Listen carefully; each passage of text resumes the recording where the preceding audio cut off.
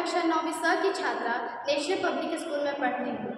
आज बाल वीर दिवस के अवसर पर मैं आपके सामने कुछ पेश करना चाहती हूँ। 9 जनवरी 2023 को हमारे प्रधानमंत्री श्री नरेंद्र दामोदर दास मोदी जी ने 26 दिसंबर को वीर बाल दिवस मनाने की घोषणा की। वीर बाल दिवस सिखों के 10वें गुरु गोविंद सिंह जी के 4 साहिबजादों की याद में मनाया जाता है। ये 4 साहिबजादे बहुत ही छोटी सी उम्र में वीर गति को प्राप्त हो गए थे। उस समय ये महज 18 साल, 13 साल, 9 साल और 6 साल के थे। इनका नाम है बाबा अजीत सिंह जी, बाबा जुझार सिंह जी, बाबा जोरावर सिंह जी और बाबा फतेह सिंह जी। बाबा अजीत सिंह जी बहुत ही छोटी सी उम्र में शस्त्र कला में माहिर हो गए थे। महज 13 साल की उम्र में उन्होंने पहाड़ी राजा को हराकर जीत हासिल की थी। जब सिखों के 9वें गुरु तेज बहादुर जी की मृत्यु औरंगजेब ने करवा दी थी, तब 9 साल की उम्र में बाबा गुरु गोविंद सिंह जी सिखों के 10वें गुरु बने। बाबा अजीत सिंह जी बचपन से ही काफ़ी चतुर और चालाक थे और बाबा और गुरु गोविंद सिंह जी जब बहुत छोटी सी उम्र में ही उन्होंने तख्त संभाल लिया था, मगर वो बहुत ही धैर्य से और दिमाग से शासन करते थे।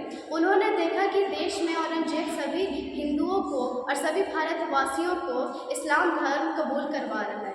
देश की ऐसी हालत देखते हुए उन्होंने और सिखों के साथ मिलकर खालसा पंथ की स्थापना की।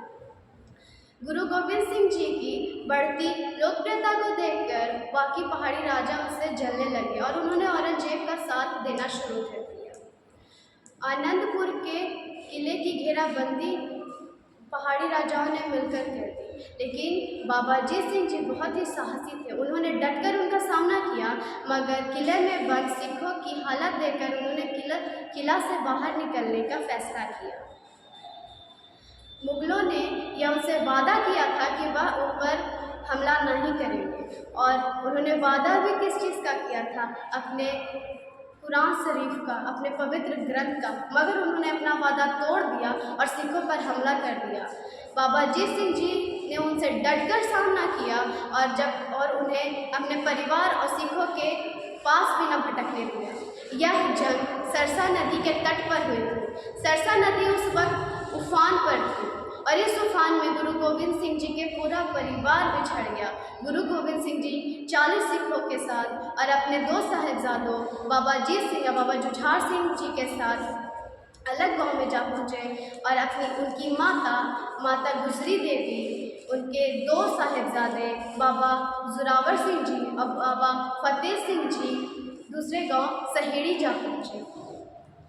बाबा अजीत सिंह जी और बाबा जुझार सिंह जी मुगलों से लड़े और वीर गति को प्राप्त हो गए। एक पिता के लिए कितना दुख का बात होगा कि उनके आंखों के सामने उनके पुत्रों ने अपना देह त्याग दिया। दूसरी ओर जब वो तीनों सहेड़ी गांव जा पहुँचे तो उनकी भेंट गंगू नामक सेवक से हुई। वह उनके महल में रह चुका रसोइया था। माता जी को उन पर बहुत भरोसा था, क्योंकि बहुत दिनों तक गंगू ने उनके महल में काम किया था, मगर गंगू ने माता के हाथ में सोने की मुद्राएं की पोटली देख ली और उसके मन में लालच भर उठा। उसने उन्हें अपने घर में पनाह दी और रात में माता के पास से सोने के मुद्राओं की थैली चुरा ली। माता ने ये सब होते हुए देखा, मगर उस वक्त उन्होंने गंगू से कुछ न कहा और दूसरे दिन बहुत ही प्रेम से गंगू से कहा कि तुमने मेरी पोटली चुराई क्यों? तुम मांग लेते तो मैं तुम्हें दे देती। यह सुनकर गंगू भावुक होने की बजाय क्रोध में भर उठा और चुपचाप बगल के गांव में पनाह लिए सिपाहियों को जाकर सूचना दे दी कि वह तीनों उसके घर में रुके हैं। कुछ समय बाद सिपाही आए और उन सब को गिरफ्तार कर ले गए। वहाँ उन्हें खाने को खाना न दिया गया, पीने को पानी न दिया गया और उन्हें भूखे प्यासे रहना पड़ा। दूसरे दिन उन्हें वज़ीर खान के कचहरी में पेश किया गया। वज़ीर खान उन्हें देखकर बहुत खुश हुआ और उसने साहिबजादों को कहा कि तुम इस्लाम धर्म कबूल कर लो, हम तुम्हें माफ़ कर देंगे और तुम्हें तुम्हारी गद्दी वापस कर देंगे जहाँ तुम शासन कर सकते। मगर उन साहिबजादों ने उसकी बात ना मानी, तो गुस्से में आकर उसने उन तीनों को ठंडे बुर्ज में भेज दिया। ठंडा बुर्ज, जैसा कि नाम से ही पता चलता है, बहुत गर्मी में भी बहुत ठंडा रहता था, और वह तो समय ही ठंडी का था। सोचिए उनकी कैसी हालत हुई होगी, क्योंकि उन्हें न गर्म बिस्तर दिया गया, न खाने को खाना दिया गया, न पीने को पानी दिया गया। फिर वह डटे रहे। दूसरे दिन फिर उन्हें कचहरी में बुलाया गया और उनसे बोला गया कि वह इस्लाम धर्म कबूल कर ले, मगर उन्होंने नहीं किया। दादी जी को अपने पोतों पे बहुत गर्व हुआ कि उनके संस्कार काम आ रहे हैं। वज़ीर खान गुस्से से तिलमिला उठा और दोनों साहिबजादों को जिंदा दीवार में चुनवाने का हुक्म दे दिया। इससे भी साहिबजादों को कोई फर्क ना पड़ा। उनके आँख में वो तेज़ और वो गुस्सा था उन मुगलों के खिलाफ।